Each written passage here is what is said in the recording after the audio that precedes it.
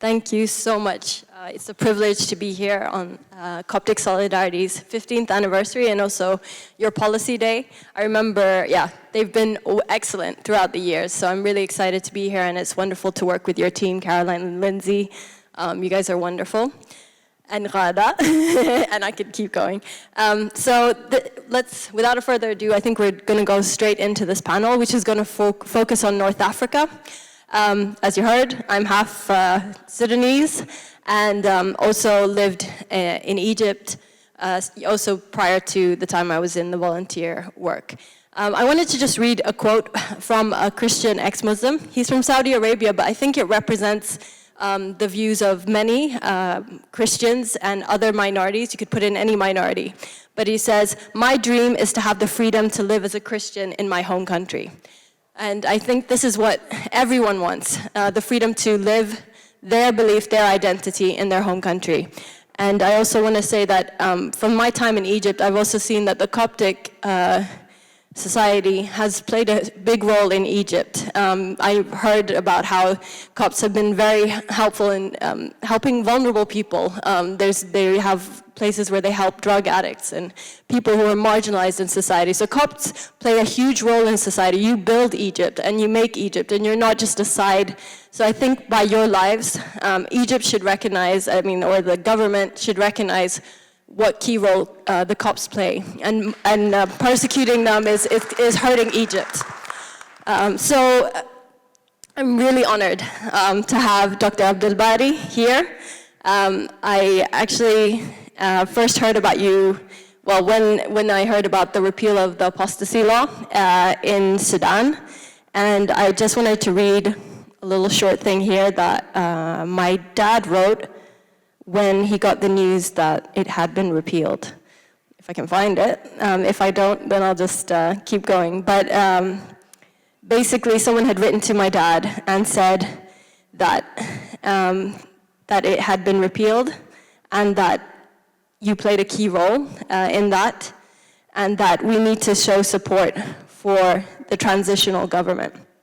Unfortunately, then later in October 2021, after a lot of positive changes in Sudan, the military coup happened. And now we see that 9.1 million people have been internally displaced in Sudan, many who have fled to Egypt and to other areas, Chad and so forth. I'm going to just read your bio now as well.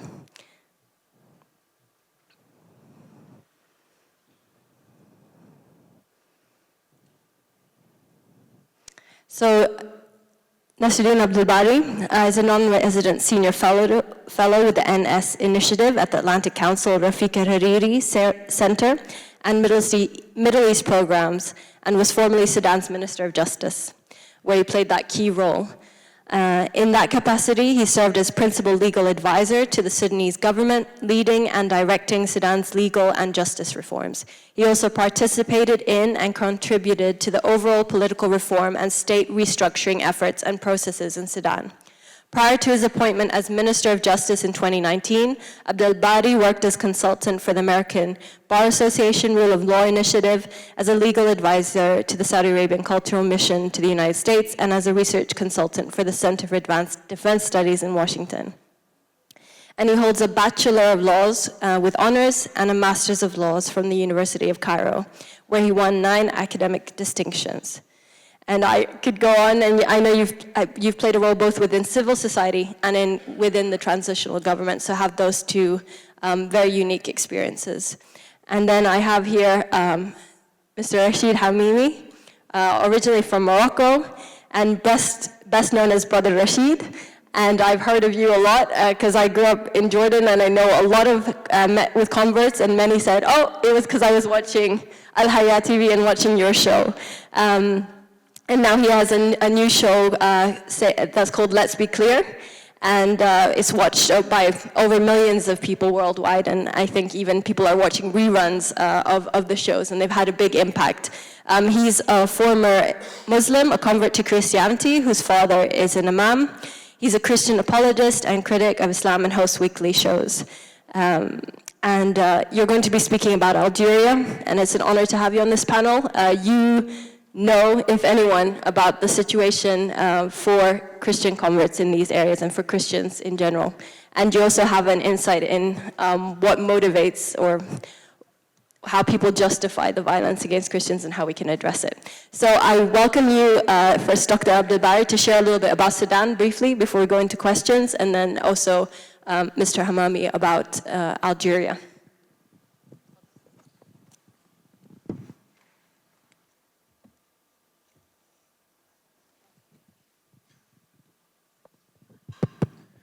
All right, thank you so much for this kind introduction. It is my pleasure to be part of this advocacy effort, and I am very happy to see the Coptic community gather here in the United States to advocate for fundamental human rights.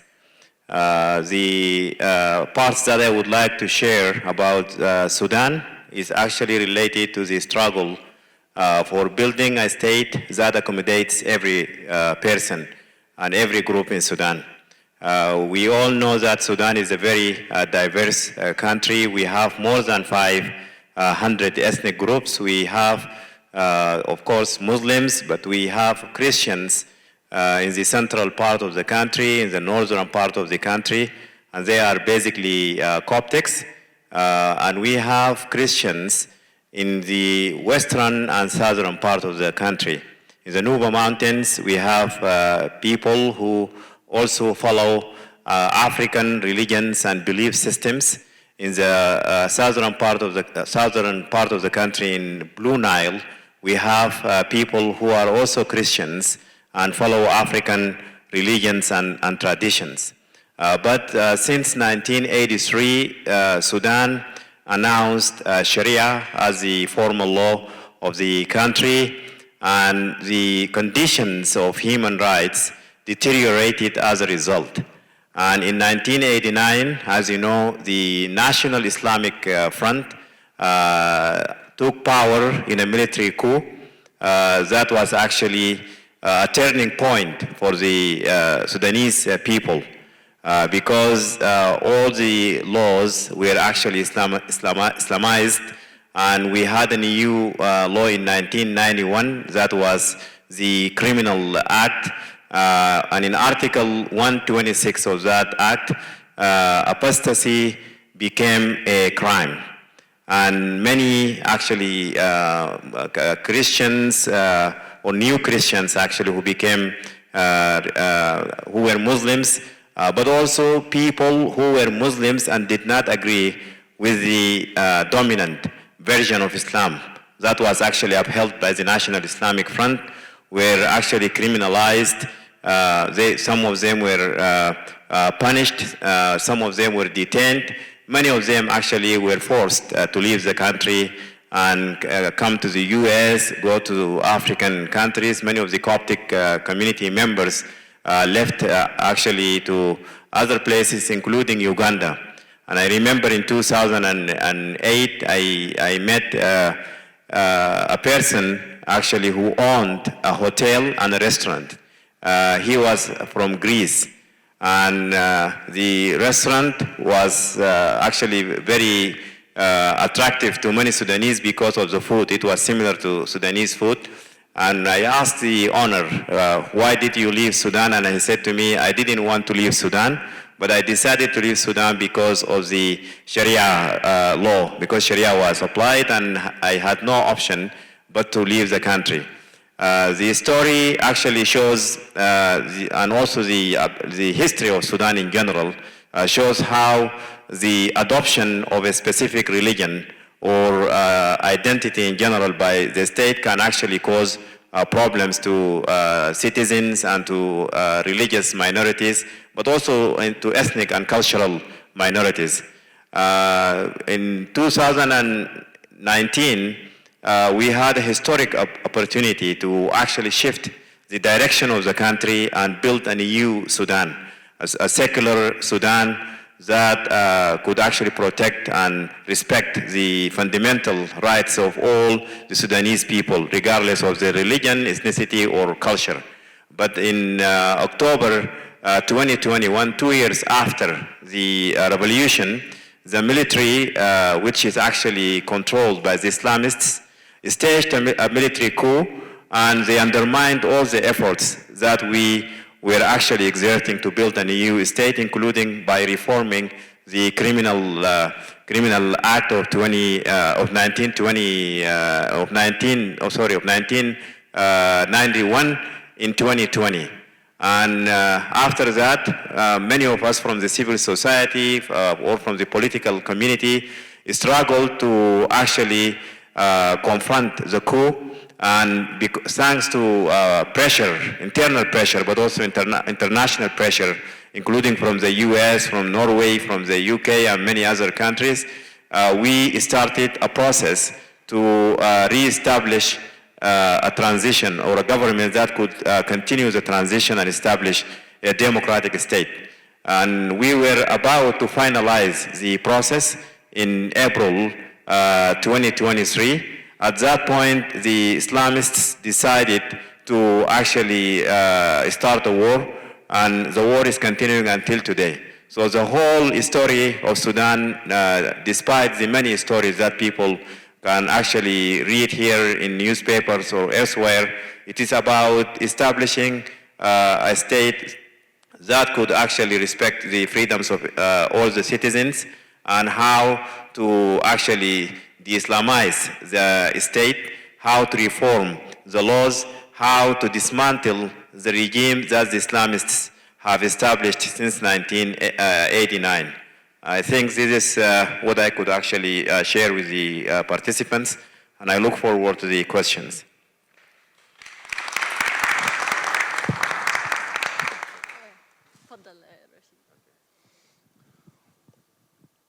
Well, good afternoon.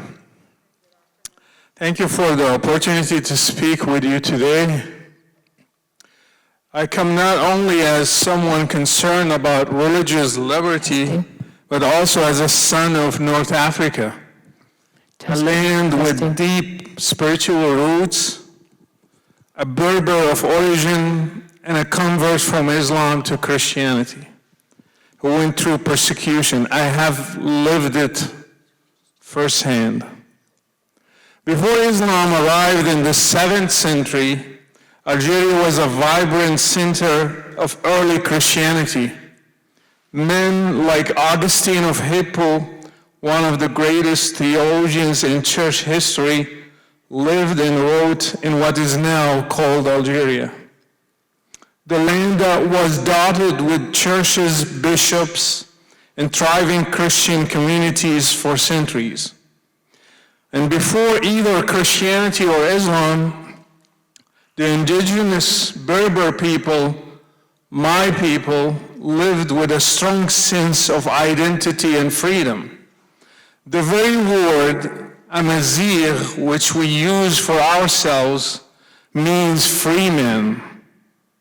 It is a proud identity rooted in independence, dignity, and resilience. But things have changed. Today, the land that once gave birth to the greatest thinkers and embraced religious diversity has become a place of religious persecution. Algeria's current laws treat Christians as criminals for peacefully practicing their faith. This is not just a legal issue, it is a moral and human crisis. My goal today is to shed light on how it's called Ordinance 0603 of 2006, systematically restricts religious freedom in Algeria, and to share the real-time consequences for believers on the ground. The law 0603, it requires authorization for worship. Under this law, all non-Muslims must have an approval by a special national commission, but the commission never meets. It has become a tool of silence, not dialogue. As a result, most churches are not legally recognized. And you know, in Algeria, those churches are not from the past, they are just churches for new converts from Islam to Christianity. The Kabyle, especially the Kabyle people, they found their identity in Christianity, not in Islam. So churches were closed and sealed. Even praying in a home or meeting outdoors is criminalized in Algeria now. Article 5 through 9 require registration of any worship space, pre-approval of any modification to those spaces. As executive decrees demand advance notice of all religious events 5 days beforehand with full names and full details. In practice, it leads to delays, denials, and de facto bans Christian gatherings. Article 11 of the same law makes it a crime to attempt to convert a Muslim, distribute Christian literature, even peacefully or privately. Penalties include up to 3 years in prison and fines up to $4,000 equivalent in Algerian currency. And also up to 5 years and $1 million currency in Algeria, which means $8,000 for pastors and leaders. This law essentially bans evangelism entirely.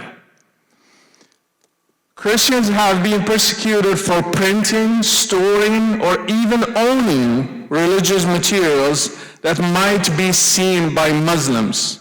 The penalties for these things are severe, up to 5 years in prison, fines up to 1 million Algerian dinar, which is equivalent to $8,000. A Bible in the wrong place became a crime in Algeria. Article 144, offending the Prophet or Islamic values, punishable by 3 to 5 years in prison. Article 160, desecrating the Quran, 5 to 10 years in prison. These laws are vague, selectively enforced laws often used to silence peaceful Christian expressions. Real-time situation. Before I came here, I texted my friend, Pastor Yusuf in Algeria, to make sure of the numbers I have, and he confirmed all of them. He's still there. 58 churches forcibly closed, most since 2019, only one still standing. 0 Christians in prison, but there are many of them having convictions against them and appealing them in Supreme Court. So far, no one in prison, but they have prison sentences against them. They might go to prison soon. They are being harassed, interrogated, and followed. 32 individuals currently have active legal sentences against them. Travel bans, detainment at airports, phone surveillance, home visits, and pastors being forced into exile. Conclusion. This law, Ordinance 0603, is not just a bureaucratic obstacle, it is a calculated tool of oppression, systematic oppression by the regime. It criminalizes the most basic expressions of Christian faith: to gather, to read scripture, to speak of Jesus, or to be free. Algeria today is betraying its legacy, both the Christian heritage of its soil and the free spirit of the Berber people, the Amazigh. So I call you, all of you, lawmakers, diplomats, advocates of human rights, to demand religious freedom protection in Algeria for our Christian brothers and sisters, to urge the repeal of Ordinance 0603, to stand with the persecuted, to give them a voice. Freedom of conscience is not a Western value, it is a human value. And the Christians of Algeria, like all people of faith, deserve the freedom to live and worship in peace. Thank you.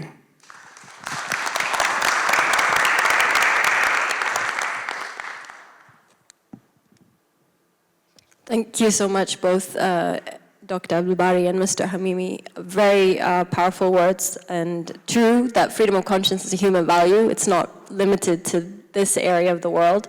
As we've seen, people follow their conscience, and it's a human right. I wanted to just touch on Sudan again. Sudan was able to repeal or to create a kind of secular, but then of course the military came in. But how is it when you're able to repeal the law? There's still the cultural pressure, but how were you able to go? What helped you bring about that change, and what were the pushbacks that you met, or how? And do you think it's possible to do it in other countries to repeal the Islamic laws? Thank you so much for the question. The vast majority of Sudanese who are Muslim, we have about maybe 80% or 85% Muslim population. They are not actually radical, and most of them are Sufis. Many of them, of course, as in many Muslim countries, do not even practice Islam.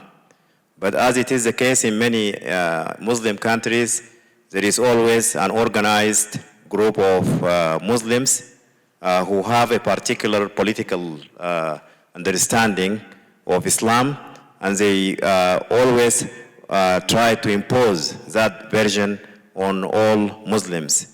And this is not actually against, of course, the non-Muslims when they apply Sharia or Muslim laws. It is also against the Muslims who do not actually agree with them. So I was working as a human rights activist, and I was also teaching at the University of Khartoum. I was teaching international law. So I knew that the picture that we had about Sudan internationally was not actually what we had in Sudan when you go and interact with the ordinary Muslims. And I think my confrontation was not with the Sudanese in general, not with the general public. It was with a group of Islamists who were actually ruling the country for 3 decades, and they were removed from power by a revolution that was supported by 80% of the Sudanese people across the country, from the north to the south, from the east to the west. So I wasn't worried, although the elites, the political elites, even the secular political elites, were actually very hesitant to actually support the discussions that I held in the beginning with them for reforming the Criminal Act, and for also in particular repealing Article 126, in addition to other articles that were inconsistent with international human rights. I was motivated by my convictions as a human rights activist who became a minister. Article 18 of the Universal Declaration of Human Rights, and also Article 18 of the Universal Covenant on Civil and Political Rights. Both speak about, freedom of religion, freedom of conscience, and these were things that I believed in, and they motivated me to actually take that action. I also thought of many groups of Christians, especially from the Nuba Mountains, who came to the Ministry of Justice in the early days of my tenure, and who expressed their interest in working with the ministry to ensure that laws were not against minorities who were actually not only in the Nuba Mountains but also in other places in Khartoum. Coptic, we had a Coptic community also in Niala, in the west, in the north, everywhere. there were minorities that needed to be protected. I also read a lot for a Sudanese thinker, Mahmoud Muhammad Taha, who was actually executed because of, of the Islamic, laws that were advocated by the Muslim Brotherhood against his understanding of Islam. He did not even declare, converting to another religion, but he had a particular different understanding of Islam, and they, because of that, declared him an apostate, and he was killed for a political reason. Although the person who actually led the campaign, Hassan al-Turabi, if you read his books, he actually argues that changing a religion or converting to another religion is not a crime and should not be a crime. But he used the opinions that were actually argued by other Muslim scholars to actually get rid of a person who became a competitor, a political competitor. So these are maybe the main two reasons that motivated me to actually take that action, and I was not afraid to do that at all. What role did the international pressure play in getting that from outside? No international pressure. As far as I am concerned, as a minister, nobody actually spoke to me about reforming the laws. I was motivated by my own convictions as an academic, as a person who was a human rights activist, as a person who morally believes in the personal freedom of everybody to actually convert to another religion or to embrace another religion.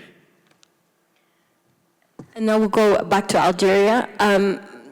The ordinance is from 2006, but they started implementing it even more, I think, in the last decade, or would you say, 7 years? Okay. So what do you think was the result? Why did it, because we've seen pictures of the Algerian churches, they were open, they were thriving. And you mentioned some ways that we can already support is to call for the repeal of that ordinance. Are any other recommendations? And also, what pressure points would work towards the Algerian authorities, or what do you think kind of pushed them to change the freedoms that they were giving initially, or temporary freedoms they were giving? I think, first of all, to reply to your first part of the question, the change of regime. We know we had Bouteflika in Algeria, then Tebboune came after. Tebboune is very hostile to Christianity. I heard from some local pastors, they told me, it's not officially written anywhere. I looked for it, but I couldn't find it. But I heard from locals there, he said, I will get rid of the sons of France. So he called those Christians like the kids of France. So he sees them as loyal to the Western culture more than they are loyal to their Algerian heritage. So he sees them as remnants of colonialism in Algeria. So to answer the second part of your question, we can help making pressure on Algeria through U.S. diplomacy, but also using Europe, because Algeria has more ties with Europe than the U.S., so we can use some countries there, probably try to convince them that it is good for Algeria, and I believe so, that it is good for Algeria and its image to give freedom of speech and freedom of religion to the Kabyles and to Christians or the people who converted from Islam to Christianity. The situation is very grim. There were churches that had thousands of people they attended. And the way they have done it, they have a recognized church from the days of France. They have a legal paper for it. It's the Protestant Church of Algeria. And under the Protestant Church of Algeria, they have branches in every city under the same paperwork. So they removed all the branches, they left just the mother church there. It's still functioning with limited freedoms, But I think they would close it soon too if we don't do anything. So people are afraid in their homes. They cannot do anything. They cannot speak. They cannot talk about their faith. So they don't know what's the future going to hold for them. So their only hope that somebody will intervene in their favor. Thank you. And I saw that the former senator and current Secretary of State has spoken out on behalf of Pastor Youssef and also the Algerian Church, so that would be a point we could raise again with him. I think time is short, so I just ask that if you can provide some recommendations, Dr. Abdulbari, relating to Sudan, what people can do to help, and specifically for the minorities. I've heard some reports also of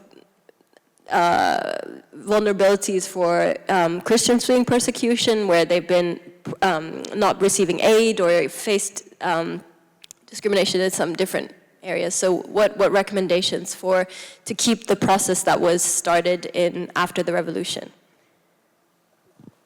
Well, I think for the time being, it is very important to apply pressure on the warring parties to actually respect the freedoms and rights of all minorities, especially Christians, because they are maybe the smallest minority, so to speak.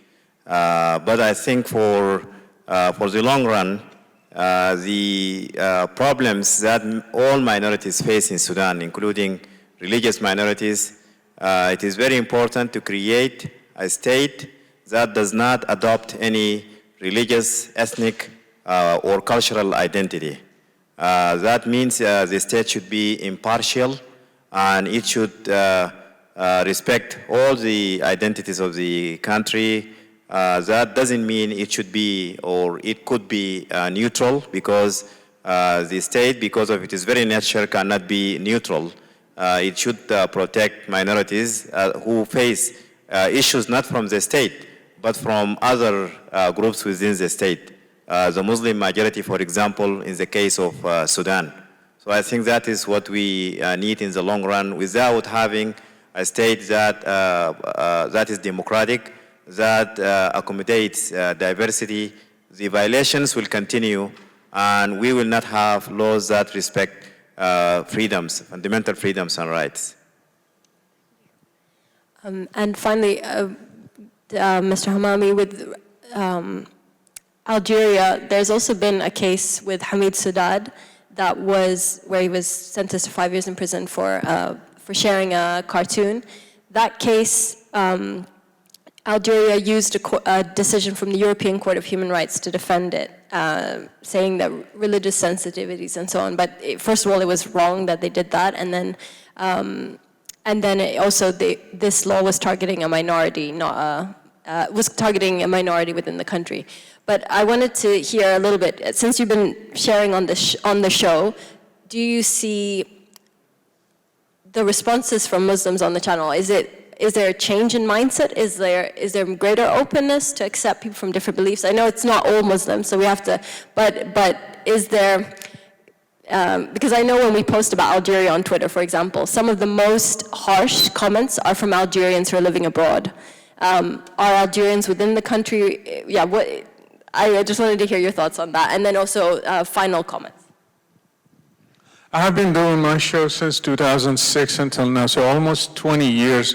The most engaging nations in the MENA region are Algeria first, Egypt second, Morocco third, Iraq fourth. It has been always the case since all these 20 years. So the most engaged people that I see with debates and discussion about religion, they come from these four countries. Algeria was doing better than any other country in North Africa. They had churches, they had Bibles, they had local translations, they had even a Bible society inside Algeria. Morocco was way behind, and now it's shifting. Morocco is more open than Algeria. Tunisia is still a little bit more open, but we don't see much activity there for some reasons. In Egypt, you know the situation, we talked a lot these 2 days about it. It's very complicated, and I think one of the most radical countries in the region. Even Saudis are opening up, but Egypt is going backwards. So Iraq can be open to a certain degree. We have to watch Yemen, Sudan, Syria, and other places. We have to keep an eye on them. But I think Algeria is going backwards, is doing every effort to have religious freedom. In the 90s, they had priorities on the feasts, on the Jabhat al-Inqadh, on the Islamic group. But I think since they got rid of them, now priorities are changed. They see the Kurds as a problem, as a threat from within. So I don't know why they are shifting their policies there, so they're going backwards. But I think the rest of the region, I'm very optimistic about Morocco, about Tunisia. I'm not sure about Egypt and Algeria. Thank you so much. I have a lot of questions still, but I know we have to wrap up. It's really been a pleasure to hear from you, and I think everyone here agrees, and I hope we can continue the conversation. Very great recommendations about the importance of a constitution that's based on equality, dignity, human rights. I think the basis of the revolution in Sudan, and also to call for the rights of minorities. So thank you so much. And I hope.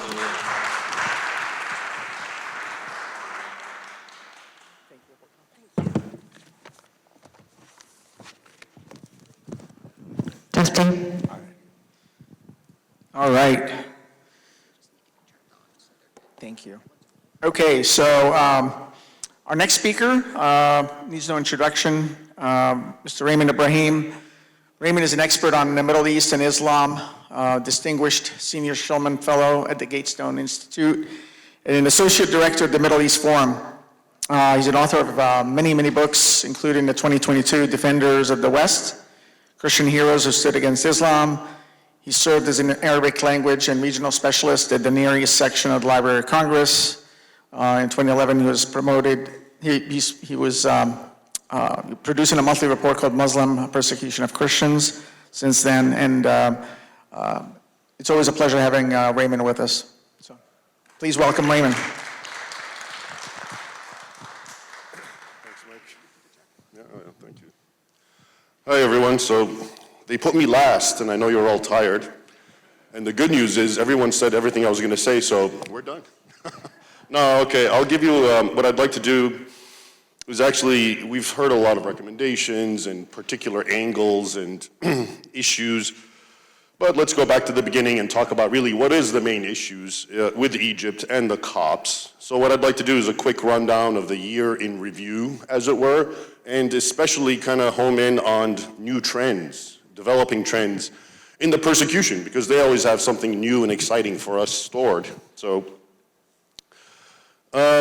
first of all, of course, is more of the usual that we get, which is the mob uprising, anger, violence, attacks, and the most recent one, if you go on the Coptic Solidarity website, which I write for, the most recent one I think was 2 weeks ago, somewhere in Minya, where they burned Coptic homes, and they were angry because a Coptic man, I think he got a permit to put some sort of mobile apparatus on his roof, and all of a sudden that triggered them.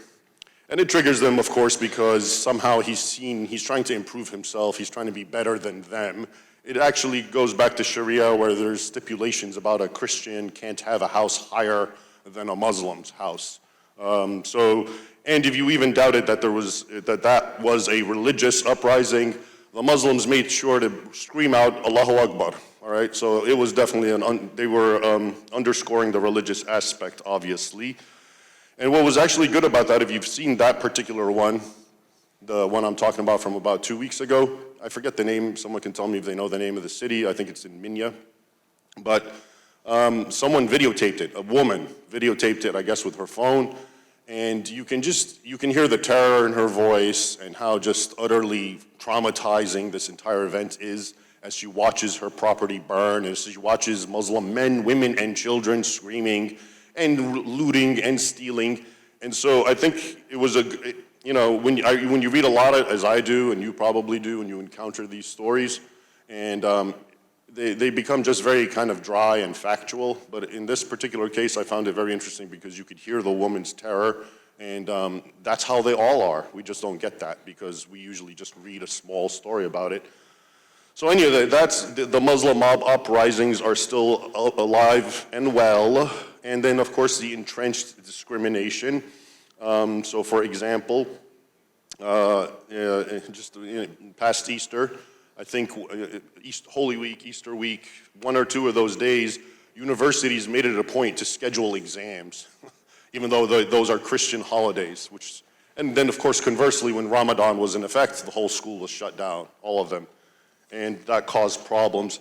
And the dearth of churches and the sort of overall discrimination was such that it caused yet another Coptic funeral to be held in the streets. Imagine people, because they're deprived of churches, they have to bury their loved ones in the street and have funerary rites in that kind of context. How demeaning, how degrading, but that's the point. So that sort of thing is alive and well. And another one of the new developments, of course, is Egypt appointed a new Grand Mufti, whose name is, I'm forgetting, Muhammad or other, a Grand Mufti. Yeah, that one. And if you dig into his background, you find, of course, one of his famous books, I think the equivalent of a dissertation from his academic background, is an attack on Christianity, the Trinity specifically. And the short and long of the whole book is that Christians are ultimately kuffar. So this is the Grand Mufti of Egypt, which tries to put on a moderate face. And this man, behind the scenes, has written a treatise about how the Christians, the Copts, are kuffar, are infidels. And as you know, if you are labeled a kafir, that immediately puts you on the role of you're an enemy. You're someone who's to be fought, discriminated, subjugated, and kept down. So that's the new Grand Mufti. And speaking of course, Al-Azhar also this past year published a book republished the book, rededicated entirely to destroying churches in Egypt. The thesis is that churches have no belonging in Egypt. And it was written by some sheikh from maybe 200 years ago, but they reissued it and republished it with a new introduction and a new foreword. And keep in mind, Al-Azhar is who Pope Francis would meet with Ahmed al-Tayyib, Sheikh Ahmed al-Tayyib, before he passed away. And they would hug and kiss and talk about fraternal love, et cetera, and this is what they're doing behind the scenes. So, this is the reality of it. But of more interest, and lately, so some sort of new trends that we can mention, is, if I reflect on it, because I've followed this particular topic for so long, is attacks on churches in Egypt, and all throughout the Muslim world, but in Egypt specifically, were very common, as you know. I mean, of course, historically, we can go back and talk about thousands of churches being attacked, but in the modern era, I believe Magdi has given the number, Magdi Khalil has given the number of, tens of thousands of churches since the modern era, let's say in the 60s, okay, in the 70s, have been attacked in one way or the other, many of them torched. And we're all familiar with this, and there's always, whatever the pretext is, Muslims uprise and attack churches for whatever reason, but something like maybe 5-6 years ago, it stopped. And it was nice, and you thought that was good. And then all of a sudden, it started again with more churches burning, but in this time, every single one of them is an accident. And you don't see Muslims rioting, and you don't see anything. It just happens. So the conclusion is either something nefarious is happening, it's business as usual, but under a new guise, a more subtle guise, or the Coptic people are the most fire-prone accident people on the face of this earth. Even though you would think they'd want to be very careful with their churches because their churches are so embattled and few in number, apparently of all the people in the world, they just can't, they keep making fires in their churches. So I don't know which sounds more plausible to you. And but to help understand the meaning of it, keep this in mind also. Mosques and prayer halls, which outnumber Coptic churches in Egypt by 60-to-1 ratio, are seldom ever catch fire or burn. So maybe in Egypt, even the circuits and the faulty wires are radical too. I don't know.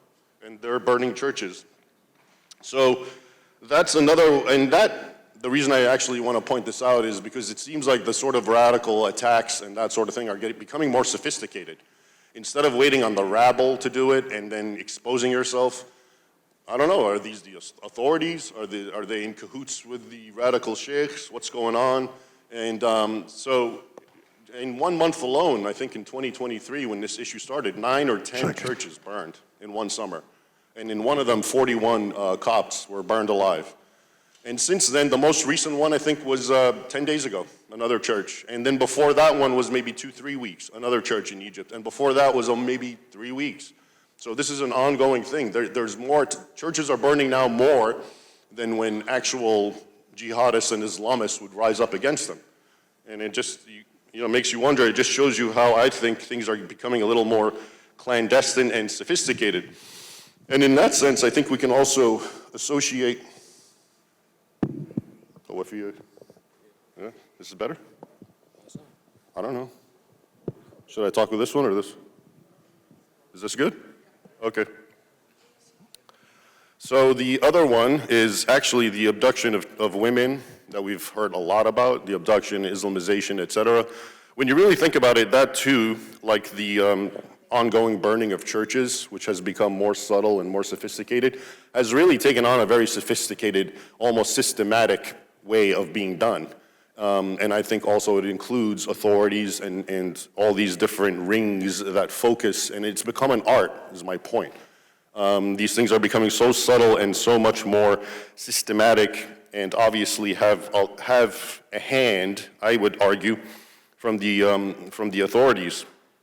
The constant abduction of girls. And one of the things that I think is very important to keep in mind, when you talk about all these things that we're talking about, the abduction of the women, and you think about the authorities and the police and the governor type people, and you wonder, like, why are they acquiescing? Why do they cooperate? Why do they turn a blind eye? And I think what we have to remember and keep in mind is that from their worldview, they're all the good guys. What they're doing is actually good. When they abduct a girl and they forcibly Islamize her, in their mind, this is good. They're altruistic. And I think it's important to keep that in mind, because if you don't, you think that what they're doing is so evil in their mind, and how do they have the conscience to do this? But they actually have a clear conscience. And that's why maybe the policeman knows that this girl was abducted, but he's going to turn a blind eye, because this is better for her. She's going to become a true Muslim and not have to live as some foul infidel, okay? Or even in the Pakistani example, where they had the police authority saying, inshallah, God willing, she won't go back to her parents. Because in his mind, because now she's a good Muslimah. She doesn't have to go back to being a kafir who's going to hell. I always think this is an important element to keep in mind, and it's a sad element, because it underscores why this issue is going to be so pervasive, because you're dealing with the people who are doing something negative, but in their minds, they're the good guys. So that's obviously very problematic. But the last thing I'll talk about, which again is also one of these new subtle sort of trends, except it blew up in their face, is the St. Catherine Monastery, which is very recently, just happened May 29th. So May 29th, ironically, is when the news came out that an Egyptian court had ruled that St. Catherine Monastery, which is the oldest functioning monastery in history, which has been there functioning with monks since about a century before Muhammad was born and Islam came into play, and which is a UNESCO protected site, which means this site belongs to humanity as a cultural heritage. It doesn't belong to any one particular country. And Egypt on May 29th decided, no, this is our land and we can do whatever we want. And at least the Greek government and the Greek patriarchs and the religious hierarchy really got angry and responded. And many people don't understand, but his name is, I think, Patriarch Hieronymus. What's that? Yeah, the Patriarch of Athens and all Greece. And he made a remark, and he said, I can't believe today of all days, orthodoxy is being attacked again. And his point, of course, is May 29th, when this new information came out, is when another great Orthodox cathedral was attacked and taken over by Muslims, which is the Hagia Sophia in Constantinople. And they're both built by Justinian in the 6th century, and they're both UNESCO cultural sites. And there's one in Turkey, and again, Turkey took it over and turned it into a mosque again, after it had been a museum. And even though Istanbul has 3,000 mosques, apparently they need one more. And now Egypt is doing the same thing. But of course, after this backlash, Sisi came up with some kind of proclamation, basically saying, no, nothing's going to happen, nothing's going to change, it's the same status quo. But according to some people, that's all lies, and this is just, he's trying to diffuse the situation and just cover it up and go away. And apparently what he's trying to do, it's another move to help improve the image of Islam in Egypt, the overall Islamization of Egypt. If you're unaware, under Sisi, he's creating what's called Islam City, or Islam Mission City, which is a major city dedicated just to the teaching and propagating of Islamic religion. I don't know, where is it, New Cairo? It's somewhere, it's on massive ground and lots of acres, and they're building it, and it's gonna give scholarships to Muslims from all around the world, and they're gonna come and be indoctrinated from Al-Azhar and then unleashed on the world to go back to their land. So definitely there's this Islamization program going on with Sisi, and I think this St. Catherine thing fits in it, because what he'll probably do is he'll keep the monastery as a monastery. It's old, it's dilapidated, but he's gonna surround it with the glories of Islam, and so it will be a reminder that yes, this cathedral, or St. Catherine Monastery, is representative of the old religions, Judaism, Christianity, Moses, Christianity, etc. And then it's gonna be surrounded with the glories of new Islam, the final revelation. So that's probably up his sleeve, and that's what he's trying to do. And, I guess the only good news is this, because that church is it's not run by the Copts, the world actually heard about it and cared, because it's more of a European Greek Orthodox thing, and they made enough noise to embarrass him. So we'll see where that goes. But overall, that's, I think, what's been going on is, this kind of trend where the same sort of radicalization exists and the same sorts of problems, but they're becoming a lot more sophisticated. The church thing where I'm telling you they just catch fire constantly. You can even see surveillance tapes where a candle is just sitting there and then it blows up. And apparently, so maybe, are they selling them candles that are booby-trapped or something to that effect? I've never seen a people who have so few churches, but they keep having accidental fires in them constantly. And that's been a big thing in the last 2 years, especially this year. Like I said, this year it seems every 3 weeks there's a new one, and the largest one was just in June, so maybe a week ago at most. So that's the current situation in Egypt, and what we're all talking about and what we're all trying to ameliorate, and that's where it's at right now. And I think that's the fact that it's becoming a little more subtle, both in the church issue and, because these have always been the big issues, is the church issue and the women issue, the abduction issues, and they're both taking on a much more professional guise, and I think that's by design and intention, and it's a lot more dangerous. And again, keeping in mind that in their minds, they're the good guys. They don't think they're doing anything wrong. They think it's kind of, to them, the end justifies the mean. And the end is, I've made this person a good Muslim, or I've gotten rid of an infidel church. So the means, which are of less than just, kind of just, they just look them over. It doesn't matter. So yeah, I figured I'd be the last guy here, and I'd be the one to depress you the most, so we can end it on that kind of note. And there it is. Thank you.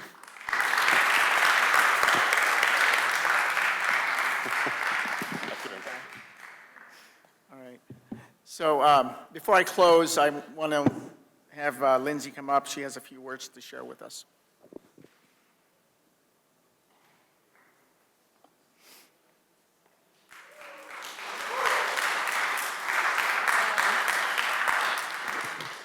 All right, everybody who's still here, you're troopers, 2 long days. Thank you for joining us.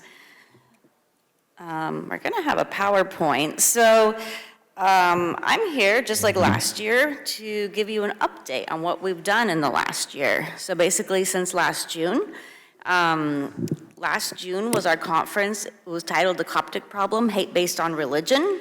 It was hosted in this very same room, and we have Congressman French Hill to thank for getting us this room yet again. He really is a champion, yes. So a few highlights of our work from the past year. Some of these you've probably heard a little bit about during various presentations, but I want to kind of give you a picture of what it is that we feel like we have achieved in the past year. One of the biggest things is the report that Sonia Dahlmans wrote, Hidden Crimes, Public Deception, the Epidemic of Abductions and Forced Disappearance of Coptic Women and Girls. What is different about this report, as opposed to Jihad the Womb, which we published several years ago, is that it sheds light on the evolving tactics of Muslim traffickers and the groups who target Coptic women and minor girls. It really looks into targeting of especially vulnerable people, of women maybe who have mental health issues or physical health issues. She paints a very clear picture of why these women are the ones who are targeted. So Jihad of the Womb was our first report that, that covered trafficking, and is basically the report that is most utilized by the United Nations, by different governments, our own government, and legislators. I believe very soon this new report will be in that same position. Sonia was able to come from the Netherlands, so we want to thank all of the supporters who donated to help bring her here. Her participation is really important, yeah. Speaking of the report as well, I want to acknowledge that we have several executive committee members, that's our board members, who volunteer their time and their expertise. And we have several, including Radha here, who spent a lot of time helping with translations and interviews and just did so much to make the report possible. Yeah. Another thing I want to mention is that, yes. Another thing I would like to mention is you've seen a lot of the folks from Jubilee campaign with us yesterday and today. Joseph from Jubilee campaign Netherlands, as well as Sydney and Hulda from Jubilee campaign USA. Yeah. Some of the most selfless partners that you will ever meet.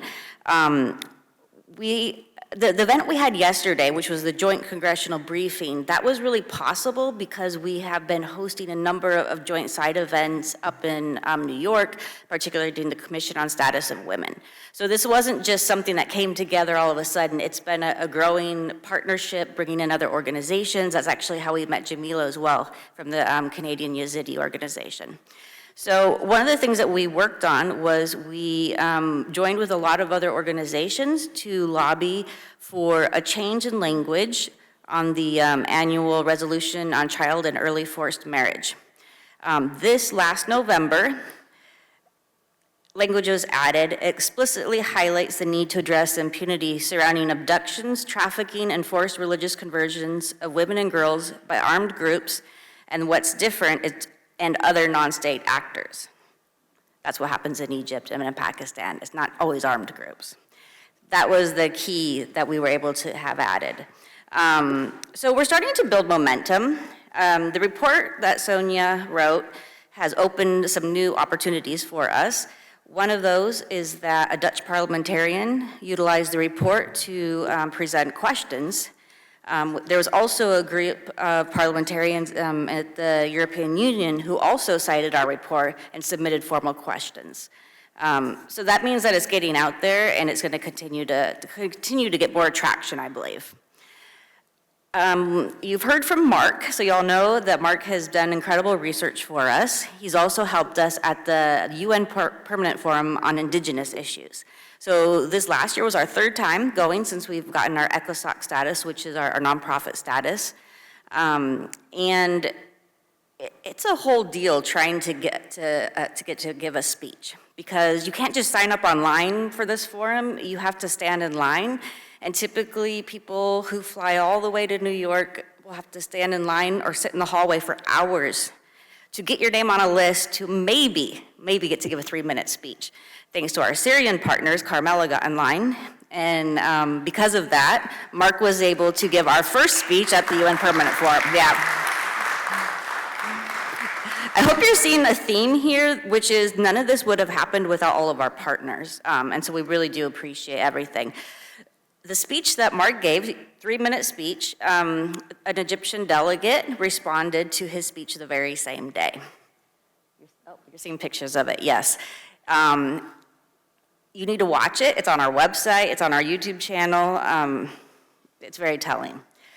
Other things we did while we were at the UN is particularly just meeting with different UN country missions, creating awareness about our work, building relationships with different governments. All of that comes together to continue giving us opportunities to advocate. Another thing that we do, you're probably familiar with, every year we write an analysis of both the State Department's International Religious Freedom Report as well as the U.S. Commission on International Religious Freedom, their Egypt chapter.